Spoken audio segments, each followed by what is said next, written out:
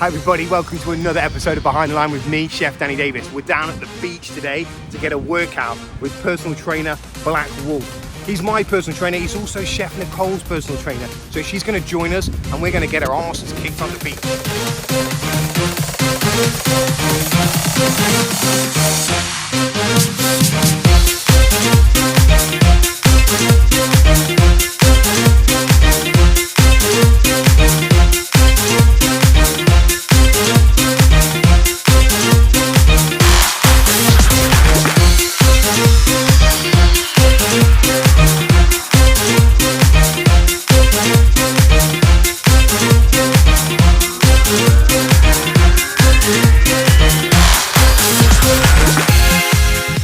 I appreciate the training session with you today. And if people want to find you, how do they find you? Go to Black Wolf Bowling on Instagram or blackwolfpt.com. Give me a shout out if you fancy a training session down here on the beach. Let's go. Let's go. Thanks, man. Hi everybody, Chef Danny Davis here. I'm here with Chef Nicole. How are you doing? I'm doing good, Danny. How are you? I'm good. I'm tired, eh? Oh my God, I'm exhausted. Thanks for having me. No, my pleasure. So we've just done a workout with Black Wolf, personal trainer. Over here is Mark. I don't think you can see him. He's not in the shot. But hey, man. Oh! He's got jokes. You'll see some of the video later about what we did. Here he is in the background. Great workout, man. I really enjoyed it. How do you feel about it? Oh man, when you said beach workout, let's do it together and then do the podcast, I was all the way down for it. It was fun, right? No, yeah, it was amazing. Good way to keep my blood flowing for the rest of the day to cook. Yeah. So you're back off to work after this? Yeah, I work on an estate, and so I work privately for a private family. Cook lunch, cook dinner, have a little break in between for myself. Same like me, right? Yeah, pretty much. And then Mark's my personal trainer. He's yours as well, right? Yeah, he's mine as well. I've been working out with him now to get my body right, and so I knocked on Mark's door, and he answered, and here we are. And yeah, here we are. I'm just healthy and happy. Yeah, it's good. Yeah. I mean, mental health is a huge thing for chefs, isn't it? You know, in our industry, working hard, long hours. For stuff sure. Like that. I found myself, working out and getting physical and doing stuff really helps me. Helps me keep calm, keeps me level-headed, and keeps my energy up as well. Yeah, I think it's all about balance too and routine. I think that what happens is working in a galley, whether it's on a yacht or in a private estate, you have to kind of have that routine down so that you don't lose momentum. Yeah. Every plate is your last plate if you think about it. It is, yeah. So you kind of have to be You're prepared only as for good anything. as your last meal. That's what I used to say. Very true. Yeah. So how did you get into chefing to start with? Because you've not always been a chef, have you? No, I was actually a cop for 10 years for Broward Sheriff's Office here in Florida, and did that for 10 years. Went to culinary school while I was a police officer. Oh yeah. Where did you go? I went to culinary school in Miami, Miami Culinary Institute. They had a little inaugural culinary school going on back in 2011, but I was devoted to my police work, and so I could only go to school part-time, and then once I was promoted to detective, I had to stop going to school. Oh yeah. But I fell in love with cooking so much that I ended up packing up my bags with my ex, and we took a road trip and moved to Denver, Colorado, and started out as a dishwasher, working as a butcher in Whole Foods. Oh yeah. Doing all the grunt work. Is that where your Instagram comes from? Yeah, my Butcher Goddess. Yeah. Butcher So Goddess, my Instagram handle is the Butcher Goddess, and I was the only female butcher the entire time I was working at Whole Foods. How was that? And so I just embraced it. It was awesome. I went from police work where I'm the only female out of 15 other police officers, and then going into a kitchen or into any type of food setting, and it's a male-dominated industry, and you have to figure out, one, how to hold your own, and two, how to just how to move forward and how to move up. And so I did that in a short period of time. By my 5th year of cooking, I became an executive chef. Oh wow. And yeah, that's a quick rise, eh? Quick rise, but definitely not too good to serve tables and to still wash dishes. I got to put that elbow grease in, and had my ass handed to me a couple times. That's the life as a chef, isn't it? Absolutely. You don't just become a chef overnight. You got to put in the work. How did you go from working behind the line to working on the lines on boats? Yeah. One of my good mates, she's my mentor, and she worked in yachting for a couple years. I reached out to her. I wasn't happy. I was, working 3 jobs. I mean, just because you're an executive chef doesn't mean you're making money. No, it's hard work, long hours as well, right? Yeah, so I was running my own catering company. I was working in 2 different restaurants, and I was making no money, and I was working 6-7 days a week. And so quality of life was just going down the gutter. Yeah. And I started not loving cooking anymore. And so I reached out to my mentor, Nikki, and she pretty much was like, listen, she's like, with your background in police work and the way you're just a badass in the kitchen, she's like, you would do great in yachting. She's like, yachting needs women like you to like help push that career forward for Yeah, other so people does, eh? behind you. So Pave the way, you know? as a woman coming into yachting, how did you feel? Like, were there things that you were worried about, or maybe preconceptions that you had before you got in? Yeah, it was a little daunting. You know, you hear how people start off as either a deckhand or a stew, and they get stuck in those positions because they either get stuck in a program or their, you know, their voice kind of gets lost and they don't know how to speak up. Because the more yachts pay you money, you think, oh, well, I'll stay here a little bit longer. And then 2 years later, you're still doing the same. You don't want to literally rock the boat in case you get fired. No, absolutely not. You kind of, and when you go into an industry where everybody starts from the bottom, you don't want to ruffle anybody's feathers because you want to be able to move forward. And if you're a freelance, you want to be able to get those jobs at other boats, get those recommendations, and be able to, you know, spread yourself and move up. So how did you start? Did you start freelancing? I started freelancing one weekend. I got my STCW. And where'd you do that? Blue Water. Oh yeah, shout out to Blue Water. Shout out to Blue Water. Yeah, I was started just going on to Daywork123, the infamous Daywork123.com, and saw that they were looking for a chef stew position. I didn't really know what that meant, so I wrote an email to the captain, and he gave me a shot at working for the weekend. At the weekend end, he was like, "Hey, he's like, the owner loved you. We want to offer you a full-time position." Awesome. So where did you go? You go do a little trip out somewhere? Yeah, we started out in Marco Island, and I was on a 92 foot, and we made our way. It was just one deck stew, and then me as a chef stew and the captain. We made our way from Marco Island all the way up to Maine. Wow. Yeah, stopped in all the great places, Norfolk,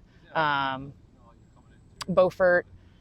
Ended up in New York. Yeah. That was pretty cool. Docked pretty cool on the docked in New York City and seeing the Statue of Liberty, you know, going through the Hudson. So that was pretty badass. And then we ended up in Maine, and Portland, Maine is absolutely beautiful. The yachting community up there is like pretty amazing. So then what happened then? You jump onto another boat? After about 7 months, I realized I needed to move on. I did not want to do a dual role. Realized that cooking is my passion, and you know, I didn't want to have to like put food down to go, you know, clean beds and heads. And yeah, it sounds like one of the probably the worst job I could imagine about stew cook. Oh yeah, I mean I learned a lot, which it helped me later down the road. Time management must be huge, right? Time management was huge. I mean, you figure, okay, I got beds and heads to do for the first half of the day, and then I have to cook dinner for the owner. So it's kind of one of those things where you kind of just have to manage your time properly.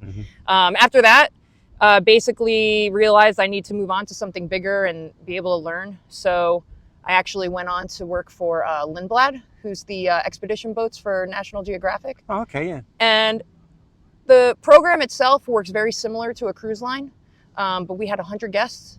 There's a executive chef or head chef, sous chef, chef de partie, and a chef de cuisine, and then a pastry chef. 5 a.m. to 10:30 p.m., maybe a 2-hour break, 8 weeks on. Wow. 4 weeks off. And you get some of the best places in the world, like we were in Alaska. Discoveries and oh yeah, we went to Alaska, did a polar plunge in the middle of the ocean in Alaska, just so surrounded by mountains and glaciers. It was pretty badass. Yeah. Yeah. So I pretty much learned more speed in a galley, more time management in a galley, working on that vessel. Yeah. That sounds good, hey? Yeah. And then what happened then? Hey, you went on a TV show or something? I did. Well, pandemic happened. Okay, yeah, pandemic. And then during the pandemic, you know, us as yachties, I think anyone can account for this. If you're stateside, you had every opportunity to be on any boat you wanted to because people were stuck. Yeah, I was actually stuck on a boat in Tampa. Yeah. We stayed there for a long time and then moved our way down to Key West. Okay. But yeah, we just couldn't go anywhere. Couldn't go anywhere. Yeah. And so people were hiring me left and right just to pick up freelance stuff to cover their chefs that were either stuck in South Africa, stuck in Australia. Yeah, they couldn't get back over to the States. Right? Yeah, it was pretty sad. So I was pretty lucky. I mean, I had like a little 5-month vacation when the pandemic hit. And then once June came around, it was like I hit the floor running. Nice. And I've been going ever since. And and then just basically working privately for families who own a couple yachts and work on their estate, work on their yacht. And then last year I decided to apply for Big Brother. Yeah. And quite the experience. How did that go? Obviously not well. I didn't win. You didn't win? No, I made it 4 weeks. 4 weeks is good. 4 weeks is good. Yeah. I wasn't the first one to get kicked out. I mean, I didn't win, but it was a good experience. Did you cook a lot on the show? I tried to minimize my cooking. I didn't want to feel like I was taking over the kitchen too much. I think that's just ingrained in our blood. When when you're a chef, you kind of want to just keep your hand in Start cleaning it everything. up and stuff. Yeah, I mean, when you're living in a house with 15 other people, it's not like being on a yacht I can with a imagine bunch of it gets crewmates. pretty gross, right? Yeah, it gets pretty gross. Ants, bugs. It's, but it's like living in crew quarters. Yeah, that's true. A little bit bigger. Yeah. Except you don't get to see outside, you don't get to see the ocean, you don't get to see land. You're just in a house with cameras. And all those kind of problems that you have with other people just kind of like intensify and boil. Absolutely. Like a cabin fever on a boat. Pretty much. I mean, that's the perfect way to explain it. I mean, it's a pressure cooker experience. You're playing for $750,000 and you're trying to figure out the best way to win that money. Yeah. And who you can align yourself with. So how do you deal with that stress? Honestly, it was one of those things where you kind of just had to go with the flow because you don't have the same exterior resources that you have when you're out here. I couldn't call a friend. I couldn't call a family member. I couldn't call a partner, So you're in there and your only resource is yourself. Yeah, and you and can't then really whoever you might take trust. a step back or take a minute out because you're constantly there, right? Yeah, I mean, it gets to the point where, sometimes you just can't hold it all in. And that happened to me. Pressure cooker, there was a situation in the house where I couldn't handle the stress and I couldn't handle the pressure. And I lost it. I curled under a blanket, cried, and it was horrible. I do that on a daily. I mean, you called me the other day crying. I was a little worried. But that's what life like this is like. Yeah, That's why I was saying that's routine. real life as well, isn't it? Yeah. Life just gets on top of you and things, crap happens and you just need a minute. And yeah, but usually you got people around you, give you a hug and pat on the back and say things are okay and it's going to be all right. Right. Yeah, I get it. Have a beer, shoot the shit, go for a workout. When you don't have those exterior resources and you don't have that daily routine that you have when you're out here, things can just get out of hand. When it comes to mental health, I mean, for me, that's the most important thing in the career that we have. We don't have somebody else in the kitchen with us. We don't have somebody else in the galley with us. It's us. Yeah, I mean, that's why I love this community. Chatting with other chefs on Instagram and Facebook and stuff and just, hearing their experiences. And, we're not alone. We're all in a galley or in a kitchen somewhere just trying to push it out, trying to be creative, trying to be imaginative and deal with the budgets and the requests from the guests and the owners and then life at home and the stress of commuting and all the rest of the shit that happens in life, right? Right. Yeah. That's why routine, like to me, any kind of routine that you decide to go with, especially when you're working on a yacht and you're out on a trip and you're out there for 7 to 14 days, 20 days, whatever the case may be, 4 weeks, even if it's planks or push-ups or sit-ups, something where you're able to kind of just like give yourself self-care and be one with yourself is so important. Yeah, that me time. Yeah, that me time. And find a crewmate that you can rely on. You don't have to tell them your deepest, darkest secrets and give them all the skeletons in your closet to feel like, you can trust them, but trust them with your personal time, have a conversation, share a cup of coffee. Nice to have that, right? Yeah. Make somebody, especially as a chef, make somebody an egg in the morning.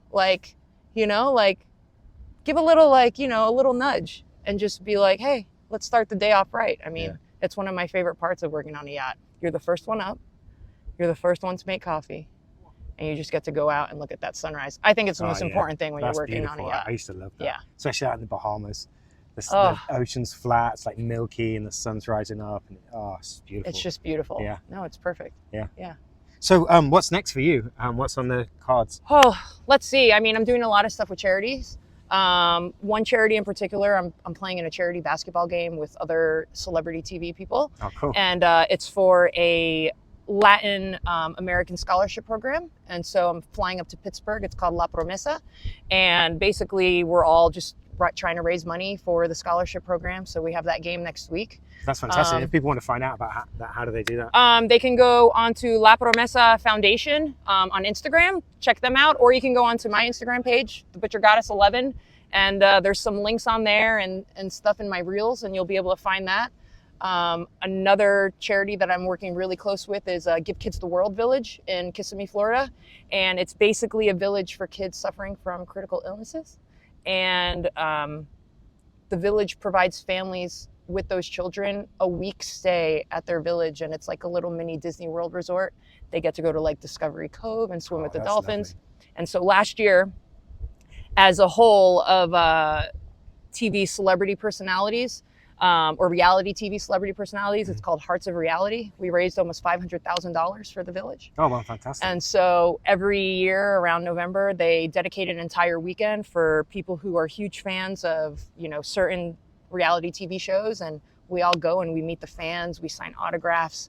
But the most important part is we get to go to the village, we dress as superheroes, and we hang out with the kids. Oh, but that's so cool. And we have like dance parties, and like it's so awesome, and it's amazing. We get to like go to dinner with them and like share meals with them and everything. And I bet they love that. oh yeah, it's pretty amazing. I'm super passionate about that charity. And That's then cool. just and so how do people find out about that one? you can go on Instagram, Give Kids the World Village, and you can also look up Hearts of Reality. Again, this is our little pocket of reality TV celebrities, and we're, you know, like all of us coming from Big Brother, Survivor, WWE wrestling, The Challenge, you know, oh God, All of the reality TV stuff, Love Island, yeah. So you know, we all get together, and it's just a good time, and it's a great way to use our platform for good.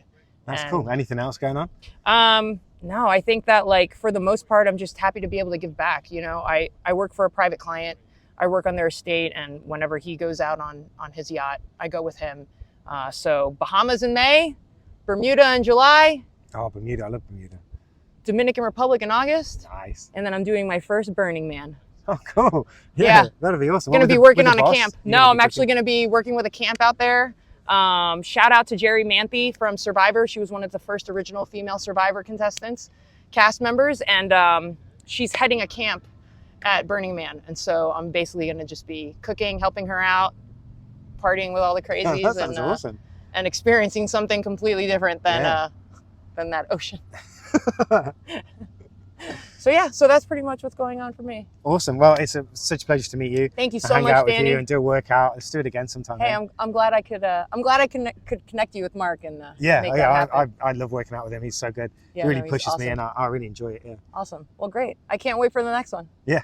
Thank you so much. Thanks so much, everybody. To find out more, go on Future Chef Project on Instagram and on YouTube. It's Behind the Line with Chef Danny Davis and beautiful Chef Nicole, Butcher. The Butcher Goddess 11. Butcher Goddess 11. Bye bye.